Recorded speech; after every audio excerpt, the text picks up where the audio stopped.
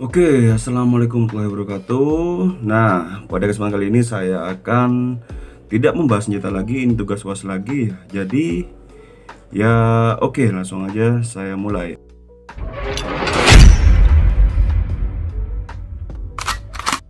Oke, pertama-tama perkenalkan, nama saya Alvin Herbisetio. Saya menempuh mata kuliah akuntansi, praktek akuntansi dan perbankan syariah.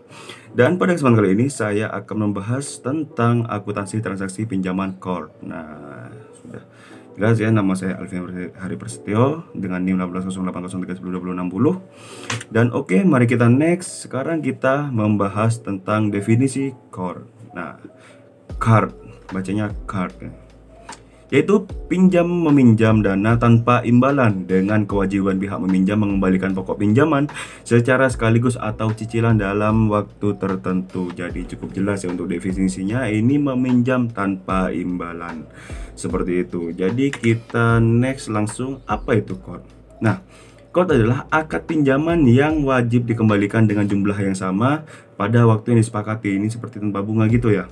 Dan secara teknis, pinjaman diberikan oleh seorang atau lembaga keuangan syariah pada orang lain, kemudian digunakan untuk kebutuhan yang mendesak. Jadi ini untuk mendesak saja ya, bukan untuk kalian yang ingin ngopi-ngopi terus pinjam-pinjaman core gini. Dan pembayaran bisa dilakukan dengan diangsur atau lunas sekaligus. Jadi ini bisa nyicil-nyicil atau langsung lunas untuk pembayarannya nanti. Dan ini adalah syarat-syarat juga ketentuan dari rukun card. Jadi pertama yaitu peminjam atau muhtarid, yaitu pihak yang harus seorang yang ahliyah amalah, yang berarti harus balik, sudah balik ya, dan juga berakal waras, jadi tidak gila atau tidak ODGJ dan tidak mahjur atau dalam kurung itu secara syariat tidak diperkenan mengatur hartanya sendiri. Jadi sudah cukup jelas ya. Yang kedua yaitu pemberi pinjaman atau murhid atau pihak pemberi pinjaman haruslah seorang ahliyah at-tabaru atau orang itu sudah layak bersosial.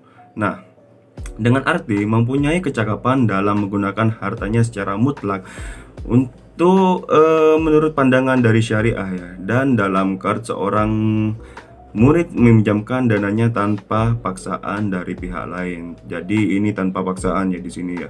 Juga dalam perbankan syariah, core jalankan sebagai fungsi sosial bank. Nah, dana biasanya berasal dari dana zakat, dana infak, dan sodakoh yang dihimpun dari akinia atau dari sebagai ketentuan bank. Nah, situ. Untuk selanjutnya, barang atau utang, yaitu dalam nama lainnya mahkut alaih. Nah, di sana barang yang digunakan sebagai objek dalam core harus dapat diakad salam. Dengan bisa diakad salam, maka barang tersebut dianggap sah untuk dihutangkan.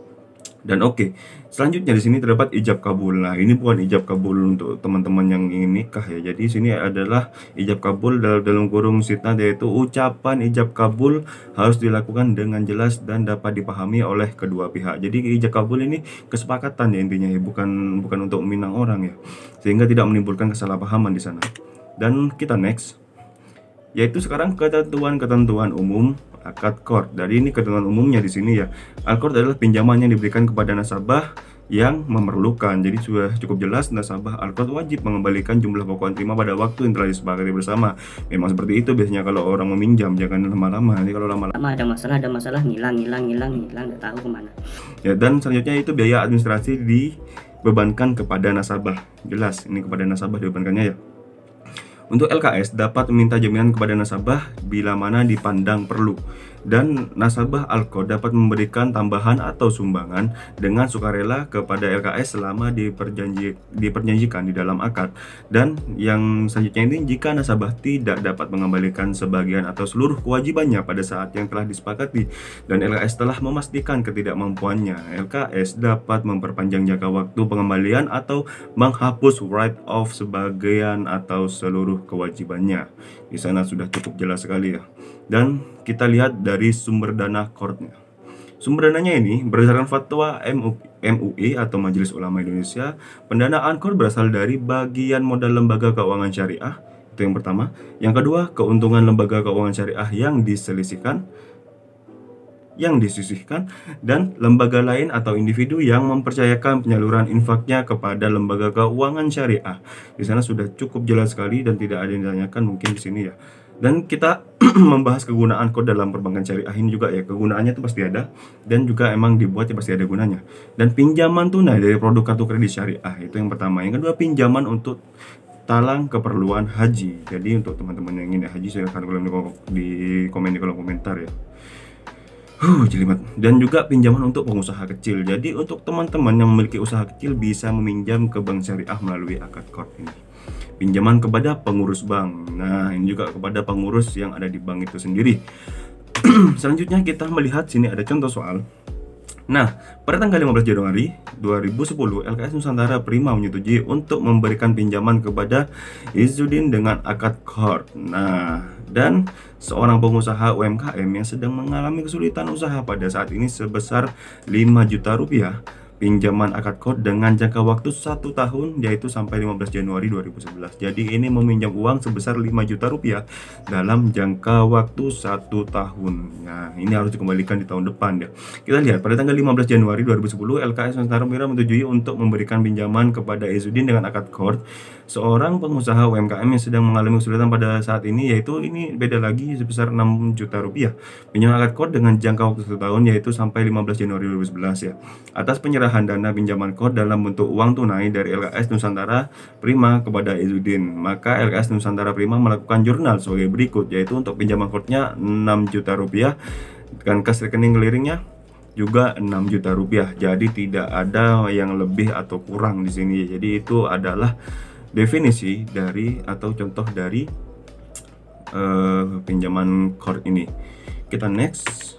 Nah, ternyata kita sudah sampai di penghujung acara. Jadi mungkin cukup sekian ya presentasi dari saya. Jika teman-teman ada yang ingin tanyakan, silahkan tulis saja di kolom komentar atau subscribe juga channel ini jika teman-teman juga tertarik mengenai senjata dengan sembarang jenis. Jadi saya juga membuka channel ini untuk pengetahuan lain ya selain akuntansi. Jadi untuk kesehariannya yaitu tentang membahas tentang senjata-senjata. Nah, seperti itu. Jadi ya udah, mungkin cukup sekian ya presentasi dari saya. Semoga berkenan kepada teman-teman dan semoga yang melihat pasti ingin menekan tombol like dan ingin komen. Terserah mau komen yang baik, komen yang buruk, atau komen yang tidak jelas sekalipun, terserah. Pokok ada yang komen untuk bantu tugas kuliah. Nah, jadi seperti itu. Oke, untuk teman-teman. Dan terima kasih kepada Bapak dosen telah memberikan kesempatan kepada saya untuk mengerjakan UAS ini.